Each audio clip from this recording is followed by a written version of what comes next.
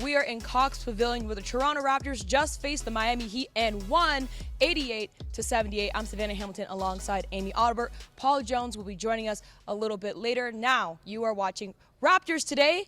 There was a caveat in this game, Amy. They needed to win by 18 points in order to tie for second place to try to get into the championship game at Summer League. They didn't get that, obviously. They won by 10 points, not 18, but still pretty good performance. Yeah, I mean, they play a tough Miami Heat culture, no matter where it is, Summer League, regular season. It's a tough game, and I thought that they came out a little flat, but they really took off, and they got up pretty big. This was a Raptors brand of basketball win in terms of 20 guys in double-digit scoring, 20 fast break points, 11 steals, 27 points off of turnovers, and that's the most important thing, right? Yes, obviously you want to get to the championship game, but you want to display the ability, not just for the players, but the coaches. This is the brand and style that the Toronto Raptors want to play, and I thought they did a good job with that. Oh, absolutely. We got to highlight Delano Banton. You know, he was just over here moments ago making fun of us, of course, calling us his daughters. Get out of here. Come on.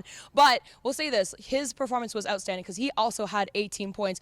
Really stood out to me, at least, in the second quarter. Yeah, 18 points, 6 rebounds, and 3 steals. I think that Delano's had the opportunity to step up and be a leader here at Summer League. And he did, for the most part, the entire regular pool play. But really, I thought he had a huge late bucket, and he had a huge late steal. And to that leadership, right, when he has the ball in his hands, he can get to the rim, he can facilitate, again, the 5 players in double-digit scoring. But I think Delano has really been the guy that's had to, at critical times in games, step up and make big plays. He did it on both ends. Well, now, Amy, we got to watch some Delano highlights as well as just the overall game highlights. This is NBA 2K23 Summer League. Tonight, 2 of the best player development organizations in the NBA get together. The Miami Heat and the Toronto Raptors. Low-scoring affair to start, 7:30 to go first quarter. Corner 3 ball, and that's Michael Mulder out of Kentucky. Now it's Banton. Banton driving, scooping, and scoring. We expected Banton to come out and be aggressive, to be one of the better players in this game tonight with his experience, and he's not letting us down. 30 seconds to go here in the first quarter. Brooks driving and scoring, and that's a way to get himself going. Smith gets his pocket picked by Brooks with the clock winding down. Up ahead to Doughton. And Jared, I love Toronto defense. They were not going to sit back and let Miami dribble the shot clock down. Speaking of defense, there's a steal by Toronto. Miami's been kind of careless with the ball in this first half thus far. They're going to need to tighten that up. 5 turnovers. There's a 3 and 1 more for Armani Brooks. Really came out smoking here with 25 in his first game of the Summer League against Sixers. Wow. And that's his second 3, and that was from the hash mark. And that was in the defender's face. Jared, I often wonder. Brooks again. Here's another heat check. You bet. I think Brooks, either he's going to make the Raptors or he's going to open some eyes to all these scouts here from other teams because he is shooting the lights out. Allman wants to drive again. Allman up and under. Nice move. Nice move for Allman. Jeff Doughton with the shot clock winding down the bucket, and he's fouled with 1.7 on the shot clock. Michael Mulder, and it gets blocked by Ron Harper.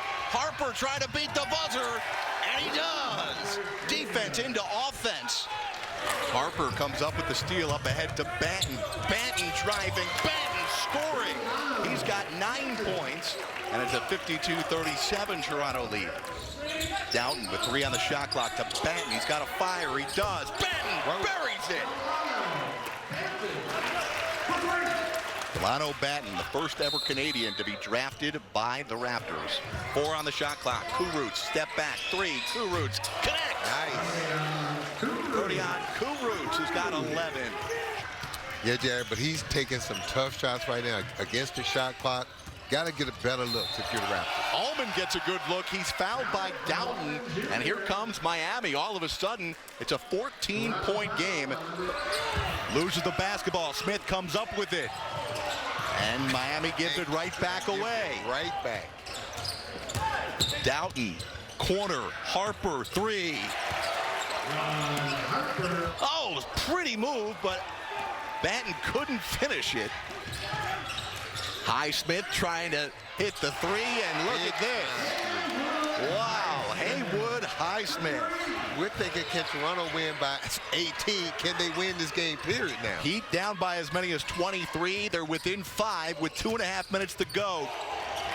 10 on the shot clock. Smart fakes the corner pass, takes the floater, and makes it a 5-point game with 1:37 to go.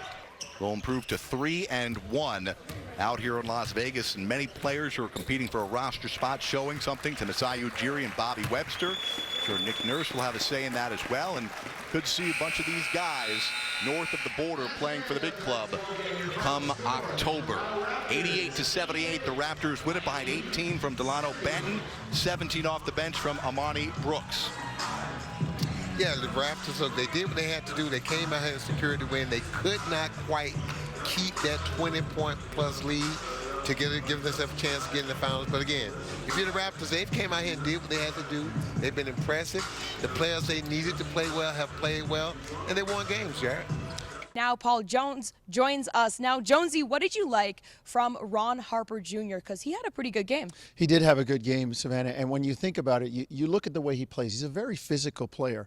And if you know anything about the family and dad, Ron Sr., you know, they always say these days, oh, the kid's got a motor, he plays hard. That would be something that is expected from his father, and that carries over and it translates. And it's a big part of the NBA game. You have to be in the fight. You have to play hard all the time.